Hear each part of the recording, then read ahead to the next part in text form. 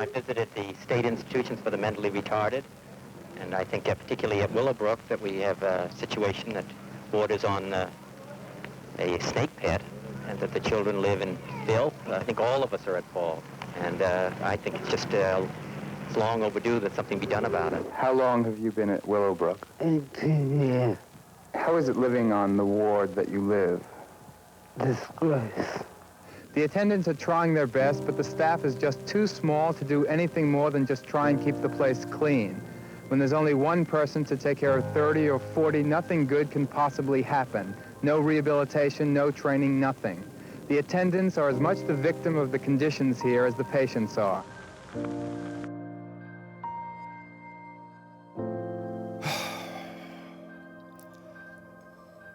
My problem with telling the story 50 years later is that I'm like Pavlov's dog. I react and I get flashed back to that, to the obscene, the torture of the residents, the inmates there. It was something so utterly terrible that it was almost unbelievable. This was a secret enclave. The system had set up a way that would not allow any ordinary people to see what was going on inside these brick buildings. I was given this key on that first day of work. Pretty heavy steel key that you can see. I was told to go to a certain building, and I went there and I opened one door. It was a very heavy metal door. Turned the key, opened it, and I walked a couple of steps and I had to open a second door. I was directed down to the end of the hall. There was another steel door.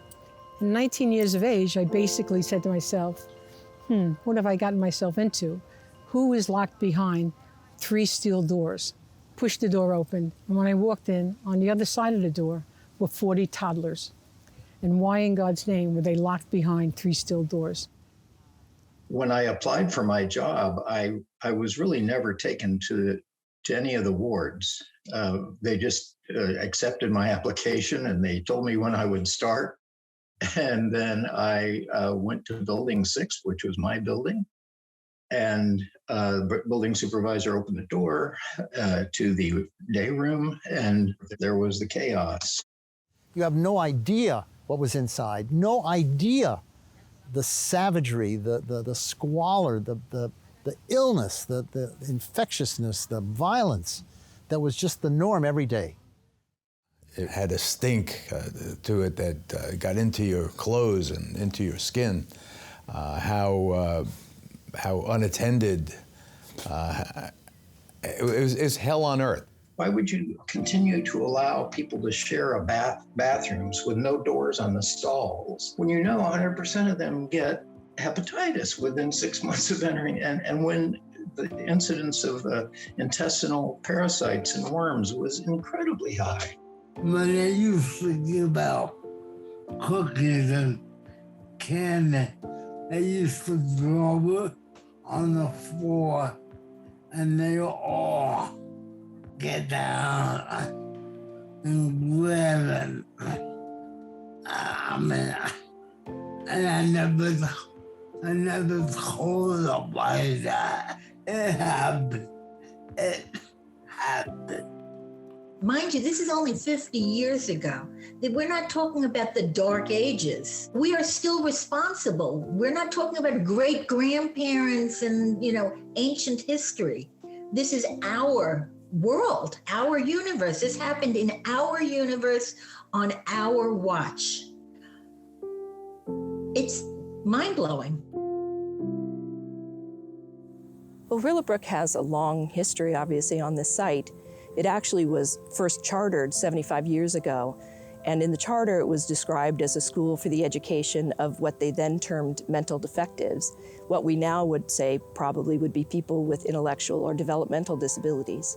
So it started out with this goal of educating and training people, and much of the coverage that you might see in the newspapers then was designed to encourage people to see this as a good option for their children. But very quickly, through underfunding and understaffing, it became really quite unlivable. At its height, it had about 3 times as many people living in its wards as the place was designed to accommodate. I would get calls, for example, at the beginning that say to me, somebody's acting out. You need to sign a straitjacket order. You need to sign a Thorazine shot to cool them down. And I didn't understand what was going on here at first. Really, it took me a year to really see and figure out the evil, the relentless cruelty that was built into this system to maintain the status quo. Lack of privacy, and that many of the people were, at that time, because of the budget cuts, there weren't enough changes of clothing to go around, so there was nudity, chaos. Nobody came into these buildings.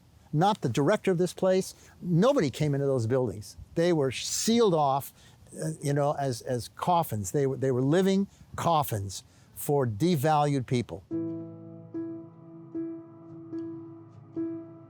I am the younger sister of a previous resident of Willowbrook who lived here for 10 years before he died in 1968. He actually became a bit of a family secret. I was told that I didn't visit because I didn't want to go at the age of 3. I believe my mother never went because it was too painful. Doctors, social workers, and the belief at that time was, in a situation like this, your best bet is to drop your child off and they will get cared for and to move on with your life. And that is what my parents tried to do. My mother never, ever forgave herself, ever. When you worked here, if you continued to work here, you had it to become a little bit impervious. You had to be able to deal with this. I always say that we became a little bit institutionalized because this was such a surreal thing. But if I left, who's going to come? I mean, I felt I could do something. Maybe I could change what was happening on a daily basis. My brother died on July 4th, 1968. I was always under the impression that his death was due to some type of trauma. What I was told subsequently was that he had perforated his stomach, and the assumption was based upon what I had learned in secrecy by reading, bits and pieces, was that he probably had been either abused by caregivers or that there had been some kind of traumatic event, with another resident. I was just a year older than my brother, Louis Rivera, who was placed in Willowbrook State School at the age of 5. My mother would undress my brother as a way of assessing, was he gaining weight? Were there any bruises? Were there any marks? That's how families tried to monitor the care, because we weren't allowed to ask any questions. My little girl was 2 years old, and we never knew where the children slept or who fed them. The first visit, I had to cut her hair because it was matted. The director sent me a letter and told me if I didn't like it, they'd take her out. So I got on the bus that next day. I came out to Willowbrook. I sat there all day long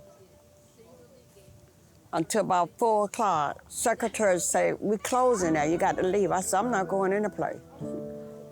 And finally, he decided to meet with me. He didn't even look up at me. I said, "Well, get someone to take the letter. I'll sign it. I'll take her out." I said, "Before I take her out, I'm gonna call the news media." And that's when he asked me, did I want a cup of coffee? That's the beginnings of Advocacy.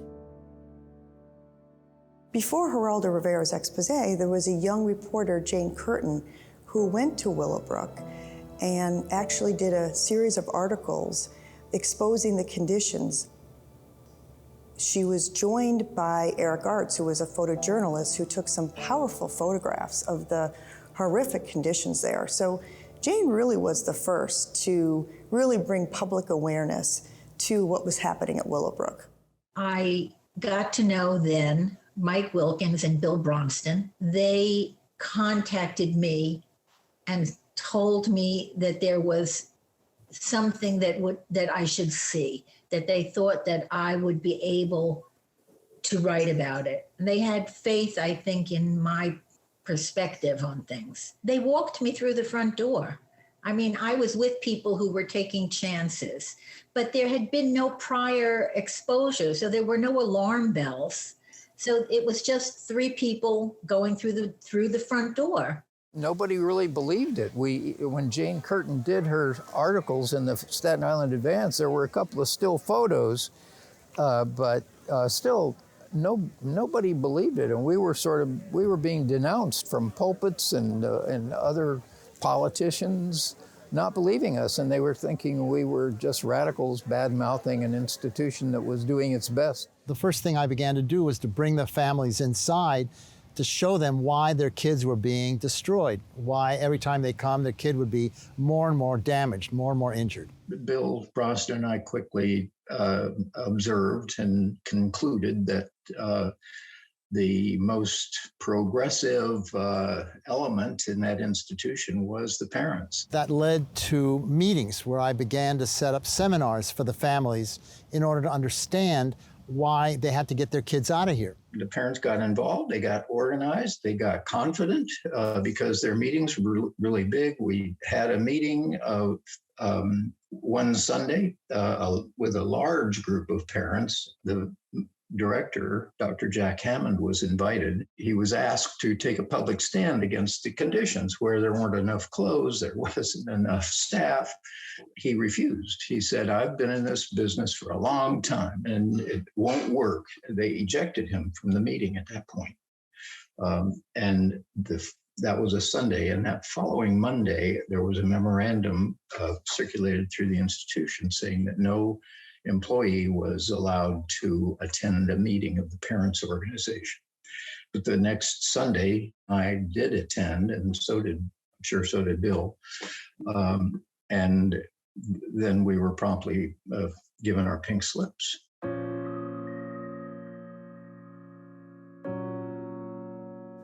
The supervisor in Building 6, a nice guy, but it was his job to hand me my pink slip and tell me I was fired, and I was pretty stunned. And his hand was shaking, and in his anxiety, he forgot to ask for the key. And I didn't remember that I had it. So I got home, and there it was. And so, of course, it made me think, because one of my thoughts was, man, if people just knew, if they just knew about this place and could see it for themselves, nobody would put up with it.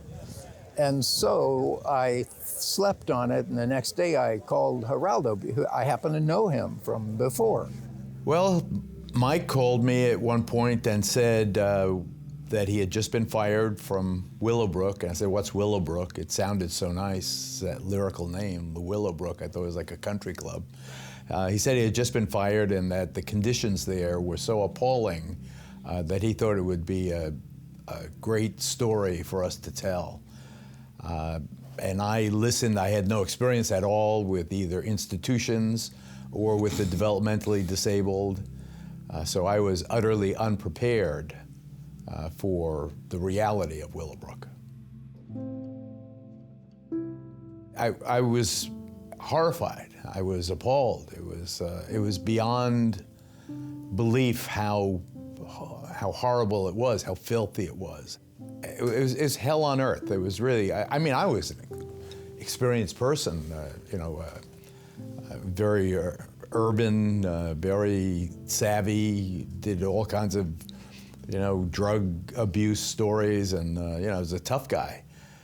But when I saw Willowbrook, it was something that seared my soul.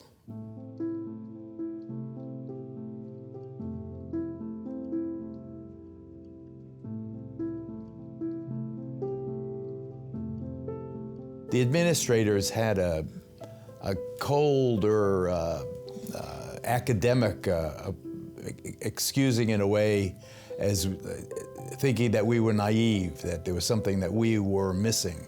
And I think that my ignorance was my strength in the sense that I looked at it and said, are you kidding me? I mean, you have children unattended and smeared with their own feces and wailing under the sinks, their pants down around their ankles, eating slop. I mean, what is it that I don't understand? The conditions are getting worse every time they cut the budget more and more. I got back to the eyewitness newsroom, and there were a barrage of calls from New York State officials angrily denouncing our trespassing and threatening lawsuits, and without authorization violated the privacy of the residents. But there's no privacy anyway. There was no privacy anyway, very eloquently stated. They lived, you know, everything, all communal. So to his credit, Al Primo, the director of Eyewitness News, and the assignment editors said, okay, they suspended judgment. The film came back from the lab. They saw the film. Everyone's spine stiffened, and they said, we're going to go with this story. It changed the world. But even Bernard, with his tragically eloquent plea for help, doesn't really understand that what Willowbrook needs isn't more money. More money would certainly help. At least the kids would have clothes and they'd be cleaner than they are now, but they'd still basically be human vegetables in a detention camp. What we need is a new approach. We have to change the way we care for our mentally retarded. We ask for change, we demand change.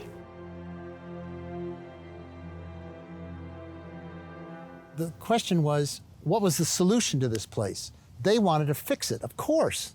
They wanted to pour another few millions of dollars into this place because they didn't have another alternative paradigm in their head. And our job was to stop them from fixing this place and to shut it down.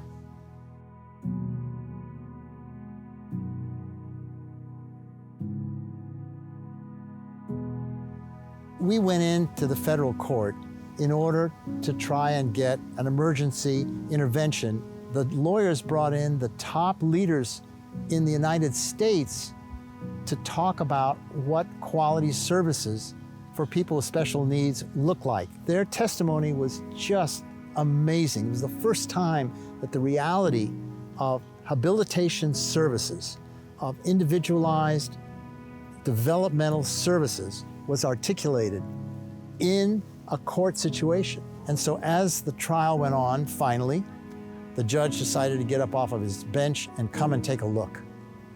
And that closed the deal. Once he saw it, once he walked through it, no matter what they did to clean it up. And they tried to clean it up. The expose really led to major changes in the disability system in this country, and various laws were passed which were designed to protect people with disabilities. In 1975 alone, 3 significant laws were enacted, leading up to the passage of the Civil Rights for Institutionalized Persons Act, which protects the rights of people with disabilities in institutional facilities, followed by the official closure of Willowbrook in 1987, paving the way for the Americans with Disabilities Act in 1990.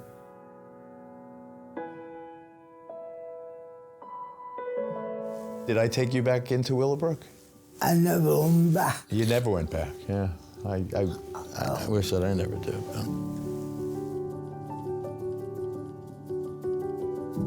So after Bernard left Willowbrook, he went on to become a civil rights activist for people with developmental disabilities, and really was a driving force behind the creation of the statewide Self-Advocacy Association of New York State, or SANES as it's called. So he went on to do some great things after he left Willowbrook. We're not there yet, but we're getting there with all the advocacy, parents advocacy, self-advocates, SANES, and because of Bernard Campbell, it's all started because of him, and we're grateful. You know, we got a long way to go. This is gonna go on forever until we change our attitude about people with developmental disabilities. Bernard he went on to have a career in advocacy. Where would he have been if he'd never met Wilkins and Bronston? He became a symbol of a potential realized. Willowbrook affected the entire world. It is the ground zero for disability rights. What I saw in my brother was a desire to live, a desire to experience the world as we know it, that was deprived and denied of him by virtue of the institutionalization that he was subject to. I think it's also important to remember that there were probably thousands of children who never survived being here, and they need to be remembered too. The cost is a human cost, and being robbed of that potential in one's life is just a tragedy we would never want to see repeated again. There's no way to go ahead without remembering what happened in the past, because it gives us direction. It tells us we have learned this lesson. There's a duality for me with Willowbrook.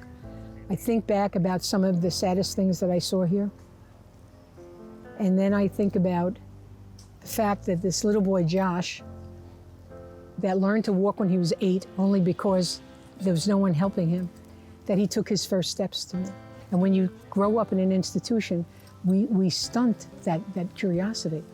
So I think about the sadness of it, but I think about Josh walking towards me and how that filled me. Those images that we saw in Geraldo Rivera's exposé, or in the photographs by Eric Arts that appeared in the Staten Island Advance, the images that make us hurt, that's not that whole person. That is that person in that historical moment. It's important to remember that these are people with voices and dreams and hopes. The very first word that comes to mind is the one that came to mind for decades, which is shame. For me, it was a source of great shame that this happened to my brother. Over the years, and especially now, I don't really feel shame anymore. I actually, especially today, I'm extremely grateful. I'm just grateful for the work that was done by Geraldo Rivera, by the activist physicians and parents, and unfortunately, my family did not benefit from that. It was too late for us, but not too late for so many others.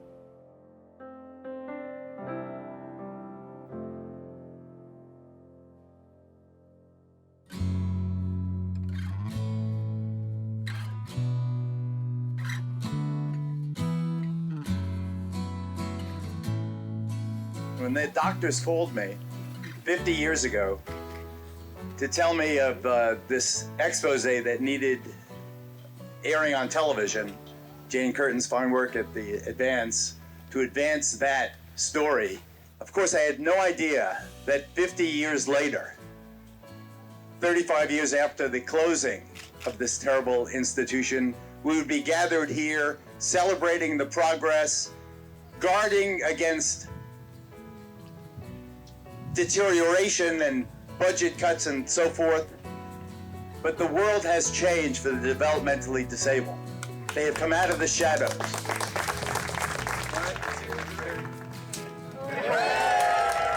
The ribbon cutting today of opening the mile is a formal action of remembering the past to protect the future. For now, it's about people walking on this mile, walking on this property, and starting to really critically think and take steps. And they can take personal actions to make sure that this never happens again. Be the change that you want to see. That's exciting to me, to see what has been built on the ashes of that, the phoenix that has risen from those ashes. And that's the legacy.